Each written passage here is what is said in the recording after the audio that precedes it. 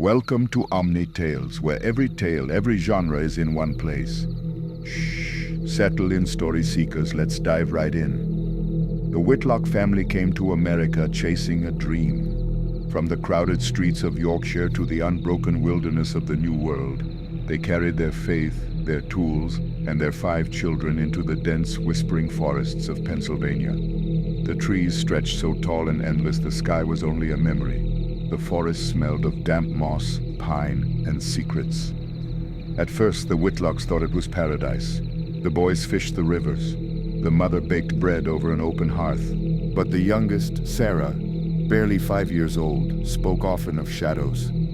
"They watch," she whispered one night, eyes wide as she clutched her rag doll. "They hide when you look." Her parents exchanged worried glances. Her father grunted, "It's the Indians. They're curious, nothing more." But when her mother tucked her in, she noticed Sarah's fingernails were bitten raw. Weeks passed. The family prepared for a camping trip into deeper woods, hoping to scout new farmland. The first night around the campfire, all seemed well. The boys, James, Robert, and Edward, laughed over their small catch of rabbits, while the 2 sisters played by the firelight. But as night fell deeper, the woods grew wrong. The insects went silent. Even the owls ceased to call. Father Whitlock sat upright by the fire, a loaded musket across his knees. He could not say why, but he felt the trees were leaning closer, listening. When he rose to gather more wood, he felt it. Eyes following. He turned, nothing.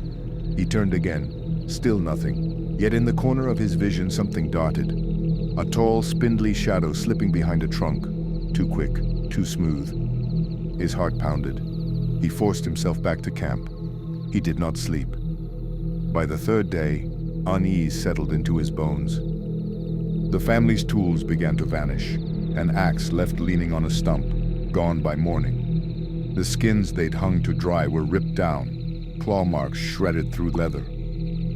The children whispered of laughter in the trees, a laughter too low, too dry, like wood splintering.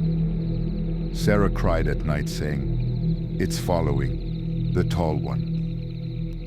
Her father snapped, "No more of this nonsense." But when he lay down, his eyes burned from staring into the dark. On the 4th day, he took James and Robert to hunt. The forest swallowed them whole. That's when it began. A glimpse. A lean, crooked figure gliding between the trees. Every time he turned, it slipped away, always behind, always just out of reach. It moved impossibly, bending behind saplings too thin to conceal a man. He caught a rancid whiff of breath, rot, blood, and wet earth, hot against the back of his neck.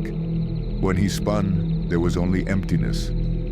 James laughed nervously. "Father, are you chasing ghosts?" But Robert grew pale. I thought I saw something too." They pressed on. The deeper they went, the worse it grew. The woods seemed to rearrange themselves, paths vanishing, trees closing in. At one point, a low, guttural growl rumbled from behind a fallen log. Yet when they approached, nothing. And then they found Edward's rabbit trap. It was shattered, bent as though by massive hands. Blood stained the snow, but no tracks. "Let's go back," James begged. They turned for camp, but the forest was alive with sound. Snapping branches, rustling leaves, something vast circling them. They quickened their pace. So did it.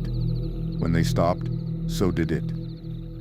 Father Whitlock shouted into the trees, "Show yourself!" Only silence answered.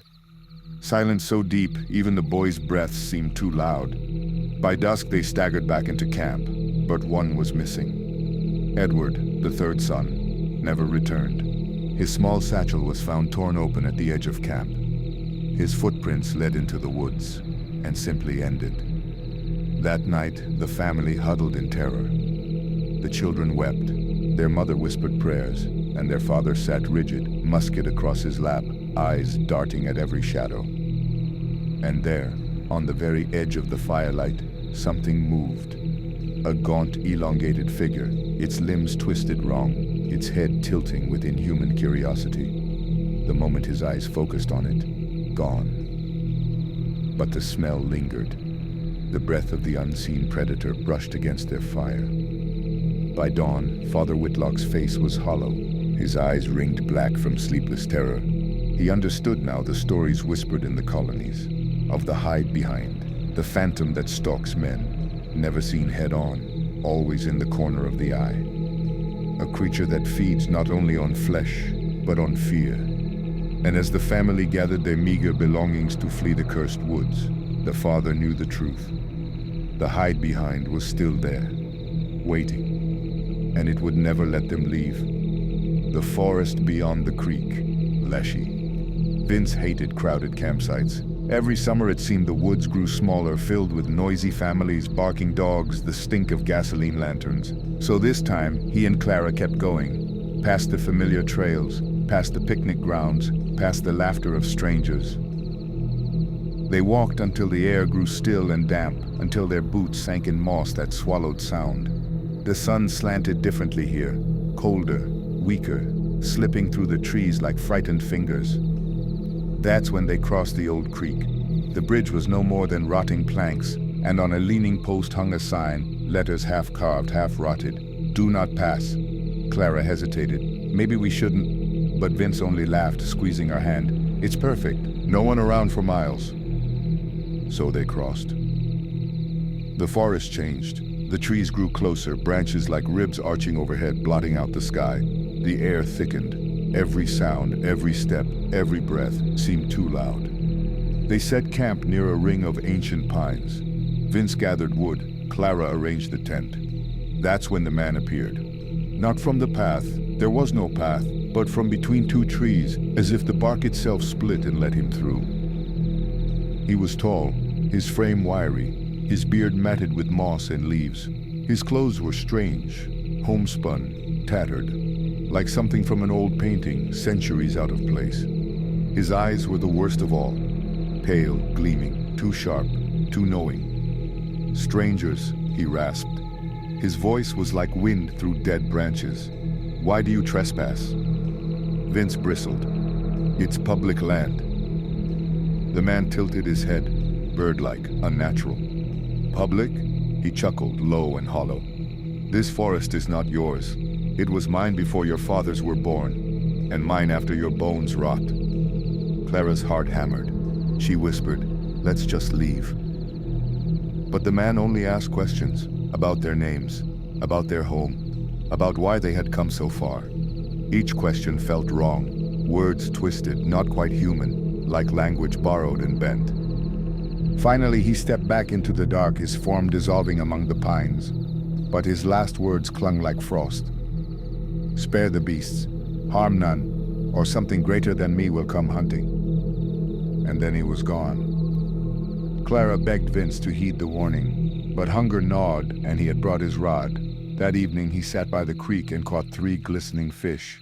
He gutted them clean, tossed their heads into the water, and roasted the meat over their fire. Clara wouldn't eat. Vince did. By nightfall, the forest changed again. The crickets stopped first, then the owls. Then even the wind stilled, leaving the air heavy, suffocating. Only the sound of their fire crackling seemed alive. From the woods came groaning, trees straining, bending, though there was no wind. The sound was deep, aching, like something enormous shifting in the dark. Then silence. Complete unnatural silence. The first hit came without warning. The tent lurched, canvas tearing at the seams, stakes ripping free. Clara screamed as the whole tent dragged across the dirt, scraping over roots, throwing them onto each other. Vince clutched her, shouting into the dark. Something was pulling them. And then it stopped. They lay frozen in the dark, clutching each other. The fire was gone. Only their ragged breathing filled the silence. And outside the thin wall of fabric, something moved. A shadow larger than any man, circling. Its weight bent the earth with every step. At times it loomed so close, its silhouette pressed against the canvas, monstrous and crooked, with horns or maybe branches jutting from its head. Once Clara swore she saw an eye, wide, glimmering, inhuman, staring in. They did not move, they did not breathe. All night it circled. sometimes growling, sometimes groaning like trees tearing from their roots, sometimes whispering in a voice too low to understand. And then before dawn, it vanished. When light finally broke, the forest looked unchanged. Birds sang again. The breeze stirred the trees as if nothing had happened. But their camp was torn, gear scattered, fish bones crushed to powder in the dirt. Vince tried to laugh it off, to say it was just a bear, but Clara knew. She remembered the Leshy's warning. And she swore in the trees beyond the creek, a pale man with moss in his beard was watching still, waiting. And whatever had stalked their tent was still hunting. The smoke in the trees, Capre. They called themselves paranormal investigators, though really they were just a group of 6 college friends chasing the thrill of ghost stories. Cameras, recorders, and cheap flashlights filled their backpacks. They wanted a story to tell. The locals gave them one. "Don't go into that forest," an old woman warned at the roadside shop. "The Capre live there. You'll smell his cigar before you see him. If you smell the smoke, it's already too late." The friends laughed it off. A giant in the trees? With a cigar? It sounded ridiculous. And that was exactly why they wanted to go. Night 1. They set camp beneath towering acacia trees. The forest was hushed, unnervingly so, with fog pooling in the hollows. The first night passed quietly, their nerves on edge, but nothing happened. Until the smell came. It wasn't the sharp scent of cigarettes or the sweetness of pipe tobacco. It was heavier, acrid, cloying, like a cigar that had burned too long. The smoke seemed to cling to their skin, to coil in their hair. They searched their bags, accused each other of pulling a prank, but none of them had brought anything to smoke. The scent lingered all night, thick in the fog. Night 2. The second day, they left camp to visit a waterfall deeper in the woods. It was beautiful at first, sunlight striking the spray, laughter echoing off the rocks. But as they turned back, the sun already dipping behind the canopy, things began to unravel. They marked their trees with bright orange paint, careful to retrace their steps. But somehow, impossibly, they kept returning to the same clearing. Again and again. Every direction led back. Fog slithered through the trees, swallowing the marks, and with it came the cigar smoke, thicker this time. It burned their throats, made their eyes water. Somewhere above them, branches cracked, loud, deliberate, like something huge shifting its weight in the canopy. The panic. They panicked. The 6 of them ran, tripping over roots, tearing through brambles, ignoring the trail. Their laughter from earlier had dissolved into ragged sobs and sharp arguments. Everywhere they went, the smell followed. Sometimes it drifted from the left, sometimes the right, sometimes directly behind them, close enough that they swore they could hear the faint rasp of breathing. At one point, Jason screamed and shone his flashlight upward. For a split second, the beam caught something impossibly tall clinging to the trunk of a tree, long limbs, eyes glinting like embers, a cigar glowing in the fog. Then darkness swallowed it again. The long night. They didn't make it back to camp. They didn't make it anywhere. The forest swallowed them whole. No sound but their panting, their whimpers, the faint crackle of branches bending under weight overhead. Sometimes they thought they heard laughter, low, deep, mocking, but it never came from the same place twice. When the sun died completely, they collapsed in a circle, flashlights dimming, trying to stay awake. None of them spoke. Every word felt too loud. They knew they were being watched. The search. A week later, the search party found them. 5 survivors, filthy, starved, trembling. They were half mad with fear, clinging to each other like children. Their stories made no sense. Circles in the woods, smoke in the fog, a giant in the trees. But one of them was missing. Jason, the one who had screamed, the one who had looked up. His body was never found. The scouts searched for days, following the orange paint marks. They all led to the same clearing, over and over. The only thing unusual was the smell. Thick, heavy, acrid, like a cigar still burning.